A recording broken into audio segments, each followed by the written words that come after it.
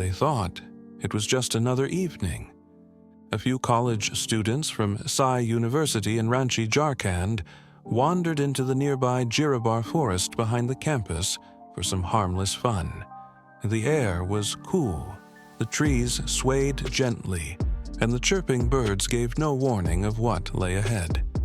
As they ventured deeper into the woods, one of the students let out a blood-curdling scream. There, between the trees, lay the mutilated, headless, and completely naked body of a young woman. The group panicked. Terror struck their hearts as they stumbled backward, running without looking behind. Breathless and shaking, they eventually told the university authorities what they had witnessed. Within minutes, chaos engulfed the campus. The administration immediately called the Ormanji police. Station in charge Shyam Kishore Mahato rushed to the scene with his team. What they found was far more gruesome than they had imagined. The young woman had been killed mercilessly. Her genitals had been slashed with a sharp weapon, and her head was missing.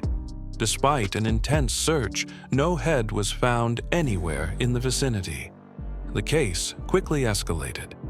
SSP Surendra Kumar Jha, Rural SP Naushad Ali, and DSP Chandrasekhar Azad all arrived to examine the scene.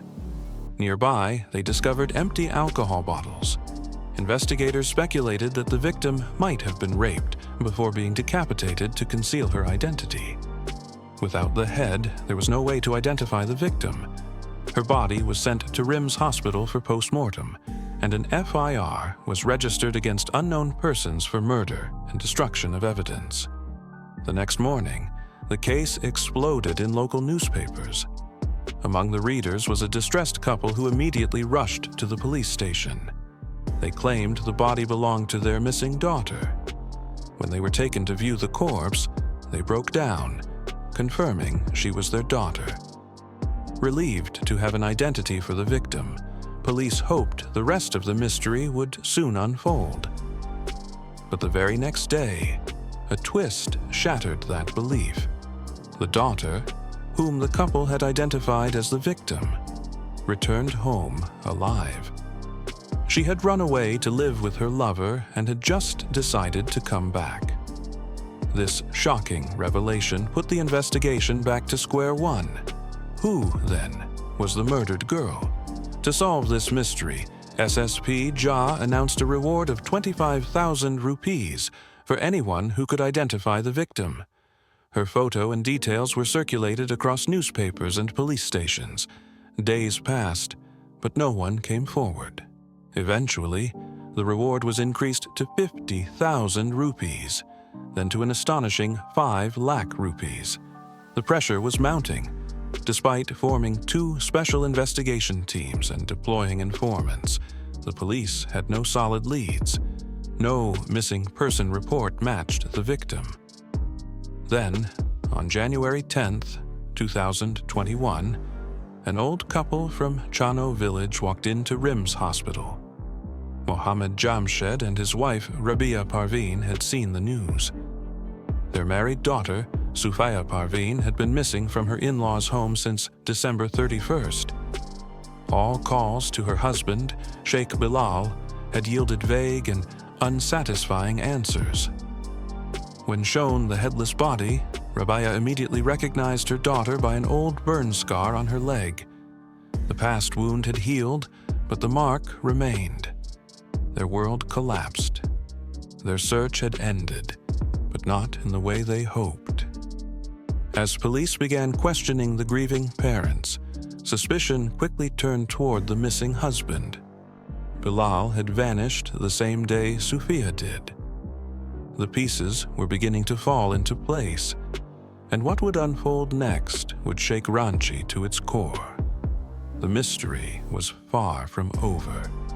After confirming the identity of the victim as Sufiya Parveen, police summoned her father, Mohammed Jamshed, for further questioning.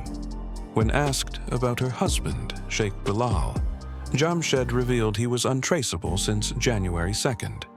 The authorities wasted no time.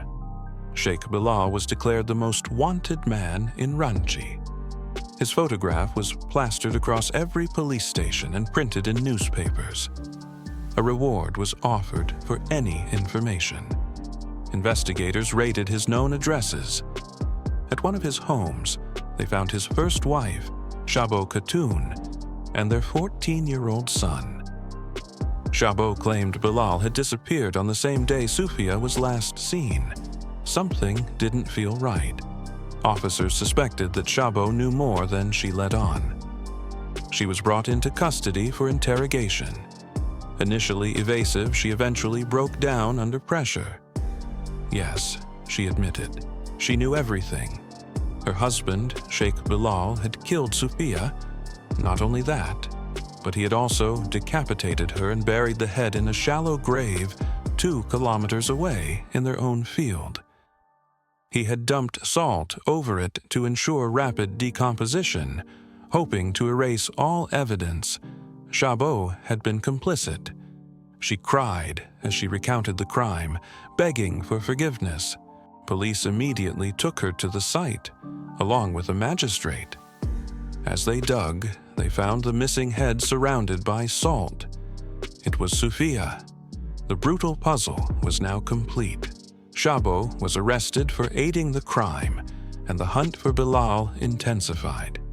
2 days later, acting on a tip, the police finally caught Bilal. He was standing near a bus stop, ready to flee. They surrounded him before he could react. Back at the station, officers didn't even need to push hard. He confessed everything. The chilling details he revealed shocked even the most seasoned officers. Bilal had once loved Sufiya. Their relationship had begun in secrecy. Sufiya had fallen for Bilal, unaware that he was already married. When she found out after their nikah in 2020, she demanded that he leave his first wife, Shabo. Bilal was torn, but chose to live with both. Sufiya refused to share. The house became a war zone. Fights erupted daily. Sufiya even filed a domestic violence and dowry case against Bilal. He was arrested and sent to jail. That betrayal shattered him. When he was released, he saw her still living in his house, acting fearless. His humiliation turned to rage. Bilal, with help from Shabo, plotted revenge. He pretended to make peace, even convincing Sufiya that they would kill Shabo and live happily. Sufiya believed him. On January 2nd, the trio went for a ride. In the forest, as planned, Shabo attacked Sufiya. Bilal strangled her. Then, with a sharp weapon, he severed her head. He stripped her to delay identification and mutilated her body. He then took her head, rode 2 kilometers to his field, dug a pit, and buried it with salt. Her clothes were burned. Everything was cleaned up. He thought he was safe, but he underestimated a mother's recognition of her child. Thanks to Rabia's keen memory and a faint scar on Sufiya's leg, the entire scheme unraveled. Police recovered the murder weapon, stained with blood, from Bilal's house. He was sent to jail. Still, one question haunted everyone. Why such brutality? What pushed love to transform into such pure hate?